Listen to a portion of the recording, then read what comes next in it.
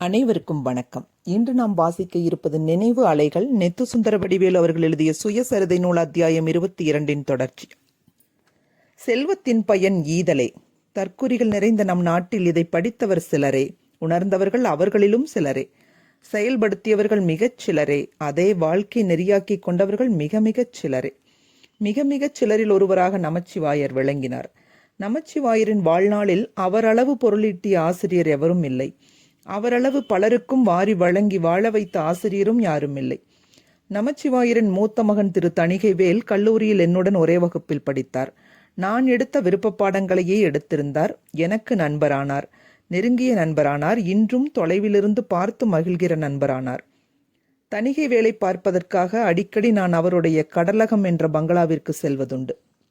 எப்போது சென்றாலும் நமச்சிவாயரிடம் உதவி நாடி வந்த பண்டிதரையும் பிறரையும் காண்பதுண்டு. வந்தவர்களுக்கு விருந்தோம்புவதில் கடலகம் சிறந்து விளங்கியது. எந்நேரம் யார் போனாலும் தவசிப்பிள்ளை விரைந்து வந்து காப்பியா, தேநீரா, பாலா, மோரா எது கொண்டு வரட்டும் என்று விசாரித்து கொண்ட பிறகே நமச்சிவாயரிடம் விருந்தினர் வருகையை அறிவிப்பார். நானும் பலமுறை விருந்தோம்பலை துய்த்ததுண்டு. நமச்சிவாயர் பாடம் சொன்ன முறை எங்களுக்கு பிடித்திருந்தது.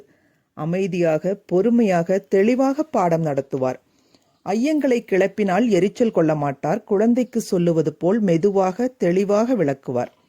சொல்லிலே கடுமை, கீழ்மை தலை காட்டியதில்லை. பூட்ஸ் காலோடு அவர் நடக்கையில் ஒலி எழுப்பி அடுத்துள்ள வகுப்புகளை கலைக்கக்கூடாது என்பதற்காக காலனியின் அடிப்பாகத்தில் ரப்பர் பொருத்தியிருந்தார். யாரையும் தொந்தரவு செய்ய விரும்பாத நமச்சிவாயருக்கு நாங்களும் தொந்தரவு கொடுத்ததில்லை. கல்லூரி பாட நேரம் 1 மணி. ஆனால் நமச்சிவாயரோ அவ்வளவு நேரம் பாடம் சொல்வதில்லை. 45 அல்லது 50 மணித்துளிகளோடு நிறுத்திவிடுவார். இயலாமையால் அல்ல, பின் எதனால்? பல்கலைக்கழகம் குறித்து கொடுத்துள்ள பாடங்களோடு முடிந்துவிடவில்லை உலக வாழ்வு என்பதை நினைவுபடுத்துவது போல் இருந்தது நமச்சிவாயரின் நடவடிக்கை. எப்படி? பாட நேரத்தின் கடைசி 10-15 மணித்துளிகளை பொது அறிவிற்கு ஒதுக்கி விடுவார். அவராக பொது அறிவு பாடம் நடத்துவாரா? இல்லை. மாணவர்கள் பொது கேள்விகளை கேட்கலாம். நமச்சிவாயர் அவற்றிற்கு பதில் சொல்லுவார். ஒரே ஒரு வரம்பு கட்டி கொண்டிருந்தார். அவ்வரம்பு எது? மாநில கல்லூரி அரசு கல்லூரி.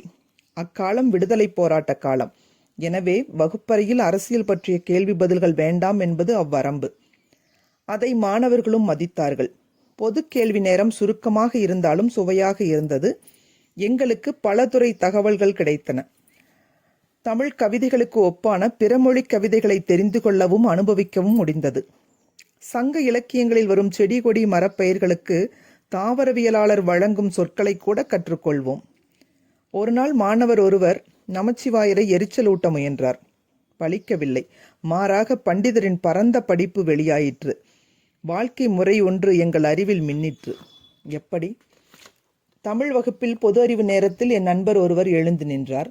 தங்கு தடையின்றி 4 நீண்ட தமிழ் சொற்றொடர்களை ஒப்புவித்தார். ஒப்புவித்துவிட்டு, ஐயா, இவ்வாதம் சரியில்லையா?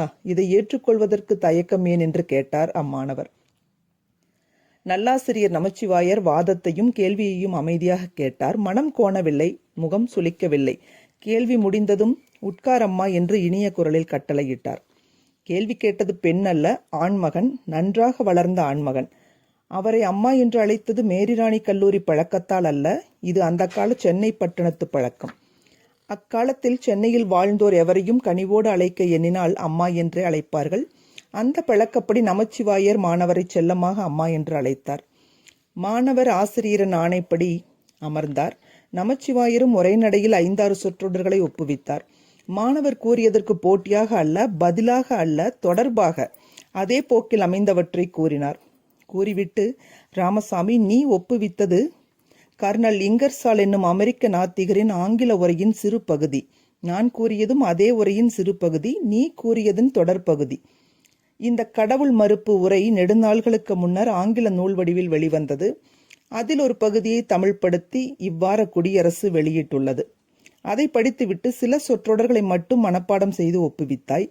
நானும் அவ்விதழை படித்தேன். உன்னிலும் அதிகமாக சில சொற்றொடர்களை நினைவில் வைத்துக்கொண்டு இப்போது உனக்கு சொன்னேன். இங்கர்சாலின் கருத்துக்களை அடங்கிய இந்நூல் சென்னை கன்னிமரா நூல் நிலையத்தில் இருக்கிறது. மூல நூலையே எடுத்து படி. ஒரு முறை படிப்பதோடு நின்று விடாதே. 3-4 முறை படி. படித்த பின் சிந்தித்துப்பார், ஆழ்ந்து சிந்தித்துப்பார். திரும்ப திரும்ப படித்த பிறகு ஆழ்ந்து சிந்தித்து கடவுள் இல்லை என்னும் முடிவிற்கு நீ வந்தால் அதன்படியே நடந்து கொள். கடவுள் நம்பிக்கையோ மறுப்போ உன்னுடைய ஆழ்ந்த மதிப்பிற்குரிய உணர்வாக இருக்க வேண்டும். அது மற்றவர்களை பார்த்து காப்பியடிக்கக்கூடிய ஒன்றல்ல. ஆழ்ந்த கல்வியும் சிந்தனையும் உன்னை உண்மையாக நாத்திகனாக்கினால் வெட்கப்பட தேவையில்லை. ஒரே ஒரு எச்சரிக்கை, வாழ்க்கை நெடுவழியில் எப்போதாவது கடவுள் நம்பிக்கை என்னும் ஊன்றுகோல் உனக்கு தேவைப்பட்டால் அதை தேடிக்கொள்ளவும் கூச வேண்டாம். உணர்வும் நம்பிக்கையும் உலகம் மெச்ச அல்ல, உனக்கு துணையாக எம்முடிவிற்கு வருவதானாலும் நுனிப்புள் மேய்ச்சலால் விளைய வேண்டாம். என்னை பொறுத்த மட்டில் கடவுள் நம்பிக்கை என்னும் உணர்வில் 50 ஆண்டு காலம் வளர்ந்த பிறகே இங்கர்சாலின் நூலை படிக்க நேர்ந்தது. இங்கர்சாலை வெறுக்க என் அறிவு இடம் கொடுக்கவில்லை, அவரை ஏற்க உணர்வு அஞ்சுகிறது. தொடர்வோம். அலைகள் ஓய்வதில்லை.